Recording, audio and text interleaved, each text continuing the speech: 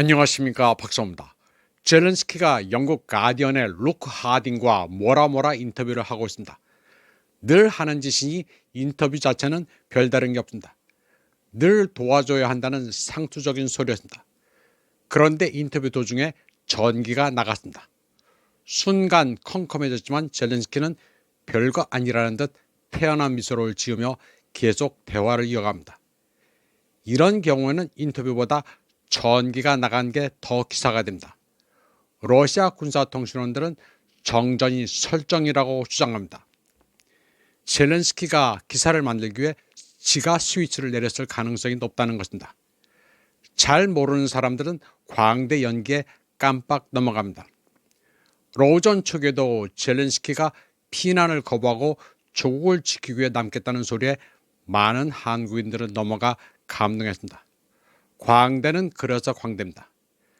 지금 러시아군은 우크라이나 전역의 에너지 인프라에 미사일 집중 폭격을 하고 있습니다. 올겨울을 혹독하게 만들어주겠다고 벼르고 있습니다. 이런 가운데 러시아 매체 자르그라드는 대형 외국 기업들이 변압기와 장비, 보호 시스템을 공급한다고 보도했습니다. 그리고 주로 서부에서 동부로 전력을 보내기 위한 예비 회선이 건설되고 있다고 전했습니다. 폭격으로 하리코프와 폴타바에서는 600에서 662볼트에 달하는 전압 서지가 발생했으며 여러 지역에 일시적인 정전이 발생했습니다. 그리고 키예프가 통제하는 자포로지아 지역에서는 전력 공급이 완전히 중단됐습니다. 자르그라드는 유명 군사 블로거들을 인용해 러시아 시장을 떠나지 않았거나 복귀를 시도하는 외국 기업조차도 우크라이나 전력 복구 작업에 참여하는 것이 흥미롭다고 전했습니다. 그러면서 예를 들어 삼성은 네트워크 장비 복구에 참여하는 우크라이나 내고로 직원들을 위한 기업 프로그램을 도입했다고 말했습니다. 콘도티에로 채널은 우크라이나 내고로 직원들에게 회사 전체 제품군에 대한 개인 할인, 로열티 프로그램 등이 제공된다고 썼습니다. 삼성이 여기에 참여한다고 하니 제가 이를 확인해 볼 능력은 없습니다. 다만 러시아 매체가 전하는 바를 소개하는 것뿐입니다. 이 매체는 삼성이 우크라이나 내고로 우크라이나 철도와 기타 인프라 시설에도 장비를 공급한다고 전했습니다. 그러면서 그렇다고 해서 러시아 시장과 모든 쇼핑센터에 진출하는데 지장이 있는 것은 아니라고 말했습니다. 자르그라드는 삼성, 보쉬, 보르크, LG와 다른 기업들이 우크라이나 에너지 섹터를 복구하면서 러시아 영업도 한다고 하는데 그게 어떤 느낌일까 하는 묘한 여운을 남겼습니다. 혹시나 이런 유튜브를 시청하는 분들은 가슴이 웅장할 수도 있겠습니다. 러시아가 상황이 절박해 한국을 찾을 수밖에 없다는 내용을 그대로 믿는 분도 있을 수 있겠습니다. 한국밖에 정답이 없다면서 푸틴이 태극기를 들고 울고 있는 썸네일이 재미있습니다.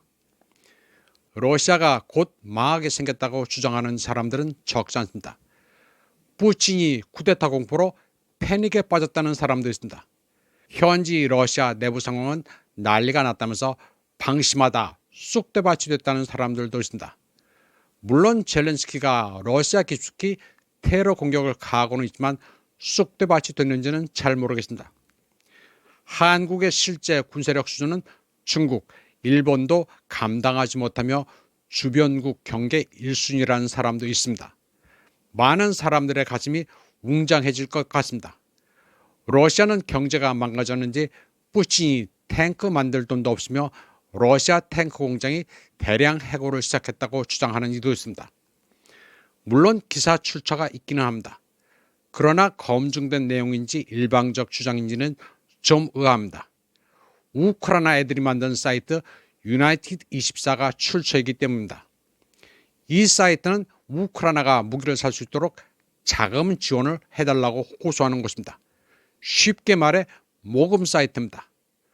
또 이란 수도 테헤란에 대피령이 예고됐다면서 이란 독재 정권에 내려진 천벌이라고도 합니다. 테헤란은 식수가 부족해 여러모로 어려움을 겪고 있으니 이주를 권한다는 내용입니다. 사실 이란은 수도를 식수원이 풍부하고 운송 인프라가 좋은 남부 도시로 옮길 계획을 세워놓고 있습니다. 이 사람 얘기를 들으면 시진핑은 끝났습니다. 중공 사중전의 분석 결과 측근이 전원 숙청돼 시진핑은 군권을 거세당했고 짱 여우샤의 결단만 남았다고 합니다. 짱 여우샤에게 군권이 넘어간 이유가 시진핑이 자신을 수호할 비밀 군단을 만들었다가 들통났기 때문이라고 하는 사람도 있습니다. 또 경제 성장이 5%라고 하지만 중국은 뼛속까지 무너져 미국 한 방이면 끝장이라고 주장하기도 합니다. 둘 다 박사입니다.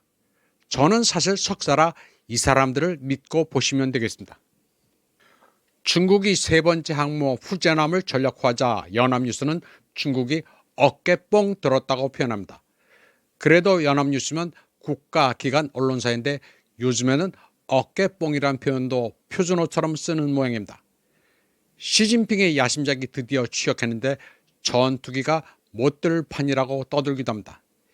이미 전투기 2종의 조기 경보기도 이착륙에 성공했는데 무슨 소리인지 모르겠습니다.